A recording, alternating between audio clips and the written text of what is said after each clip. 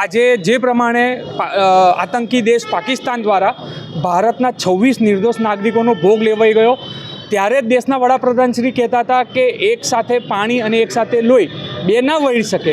ત્યારે આજે શિવસેના પ્રમુખ ઉદ્ધવ બાળાસાહેબ ઠાકરેજીના આદેશ અનુસાર અમારા સમગ્ર શિવસેના દ્વારા ગુજરાતભરમાં આજે જે ઇન્ડિયા પાકિસ્તાનની મેચ છે એનો વિરોધ છે. ભારતીય જનતા પાર્ટીના અમુક નેતાઓ આની સપોર્ટમાં આવે છે કે આ ઇન્ટરનેશનલ મેચ છે, આંતરરાષ્ટ્રીય ધારાધોરણ મુજબ આ મેચ રમાવી જોઈએ. ત્યારે અમારું તો સ્પષ્ટ માનવું છે કે દેશ હિતની વાત હોય, દેશની વાત હોય, દેશની અખંડતાની વાત હોય તો કોઈ પણ ધારાધોરણ દેશના ઉપર નથી કે કોઈ પાર્ટી દેશની ઉપર નથી. માટે જ્યારે દેશના વડાપ્રધાન શ્રી જો કહેતા હોય લોહી અને પાણી એક સાથે નહીં, તો એક સાથે લોહી અને એક સાથે મેચ પણ ના હોવી જોઈએ. અને અમારું સ્પષ્ટ માનવું છે કે કોઈ પણ સંજોગોની અંદર આજે નહીં અને ભવિષ્યમાં પણ આતંકી દેશ પાકિસ્તાન સાથે કોઈ પણ પ્રકારનો સંબંધ કે કોઈ પણ પ્રકારની મેચ કે ના હોવું જોઈએ. આજે શું કર્યું?